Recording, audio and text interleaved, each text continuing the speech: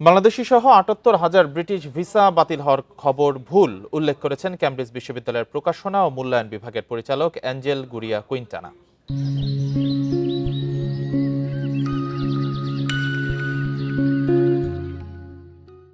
এই তথ্য দ্রুত সংশোধনের দাবিও জানিয়েছেন তিনি।